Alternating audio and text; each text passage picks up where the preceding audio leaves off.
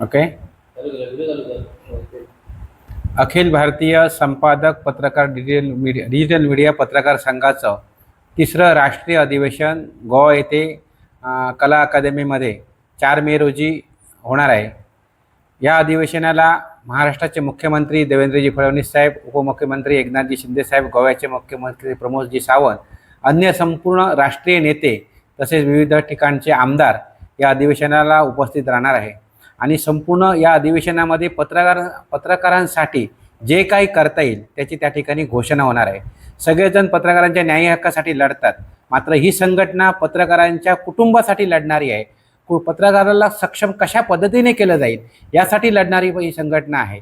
त्यामुळे हे अधिवेशन आपल्याकडे होतंय हे आपल्यासाठी आनंदाची तर गोष्ट आहेच, मात्र सर्वांनी या अधिवेशनाला मोठ्या संख्येने उपस्थित राहून त्या ठिकाणी कोणता निर्णय होतो, डिजिटल मीडियाला काय मिळतंय, मुख्यमंत्री कोणती घोषणा करतात डिजिटल मीडिया संदर्भात, यासाठी सगळ्यांचे कान टावकारलेले आहेत. कारण आपल्याकडे डिजिटल मीडियाला अजून तसं व्यासपीठ मिळालेलं नाही. डिजिटल मीडियासाठी स्वतंत्र अशी कुठे कार्यप्रणाली अस्तित्वात नाही.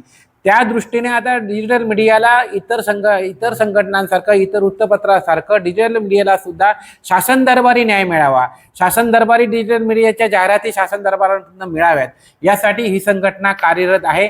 त्या दृष्टीने आमच्या संघटनेचे राष्ट्रीय अध्यक्ष सन्माननीय राजा माने साहेब यांनी मुख्यमंत्री, विविध मान्यवर नेते यांच्याशी चर्चा केलेली आहे, बोलणं केलेलं आहे. त्याचं फलित उद्याच्या राष्ट्रीय अधिवेशनात आपल्याला निश्चितच दिसेल आणि ते आपल्याला मिळेल. यासाठी माझी संपूर्ण जिल्ह्यातील डिजिटल मीडियाचे सगळे पत्रकार, प्रिंट मीडियाचे पत्रकार आणि सन्माननीय सर्व सदस्य यांना एकच विनंती आहे, हे अधिवेशन आपल्या शेजारी सिंधुदुर्ग जिल्ह्याच्या शेजारीच होते. त्यामुळे हे अधिवेशन यशस्वी करणं ही प्रत्येकाची नैतिक जबाबदारी आहे. प्रत्येकाने या अधिवेशनासाठी खारीचा वाटा उचलून अधिवेशन मोठ्या उत्साहात पार पाडण्यासाठी, मोठ्या थाटामाटात संपन्न होण्यासाठी प्रत्येकाने आपला हातभार लावावा आणि अधिवेशनाला मोठ्या संख्येने उपस्थित राहावं. या ठिकाणी माझ्यासोबत संघटनेचे सगळे पदाधिकारी आहेत. सागरजी चव्हाण साहेब आहेत, रुपेशजी पाटील साहेब आहेत, आनंदजी धोंड साहेब, सिद्धेशी सावंत, राजेशजी नाईक साहेब आहेत. माझ्या पाठीमागे असलेले पुरलकर असतील, सर्व साथीदार असतील. आणि आपण या ठिकाणी जिल्ह्यातील प्रत्येक जिल्ह्यात तालुक्याची कार्यकारिणी केलेली आहे. दोडामार्ग असू दे, कुडाळ असू दे, वेंगुर्ला असू दे, मालवण असू दे, वैभववाडी असू दे, देवगड असू दे, कणकवली असू दे, प्रत्येक तालुक्याची कार्यकारिणी स्वतंत्र होईल. आणि आता या ठिकाणी काही तालुक्याच्या कार्यकारिणी जाहीरही झालेल्या आहेत आणि येत्या 8 दिवसात या संपूर्ण जिल्ह्याची पूर्ण कार्यकारिणी, तालुक्याची कार्यकारिणी, तालुक्याचे अध्यक्ष हे सर्व जाहीर होतील.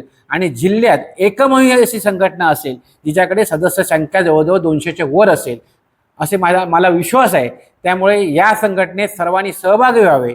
जे अजूनही उंबरठ्याच्या बाहेर आहेत त्यांनी आतमध्ये यावं आणि संघटना काय आहे हे पाहावं. फक्त ही रस्त्यावर लढणारी संघटना नाही, तर न्यायी हक्कासाठी लढणारी संघटना आहे.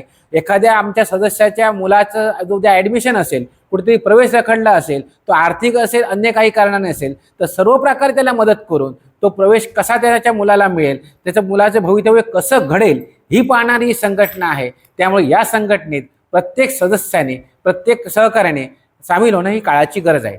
धन्यवाद. Konkan live breaking news channel, अचूक बातमी, थेट हल्ला. कोकणातील ज्वलंत प्रश्नावर मर्मभेदी लिखाण करून सत्य मांडणारे निर्भीड चॅनल. लाईक करा, सबस्क्राईब करा आणि फॉलो करा.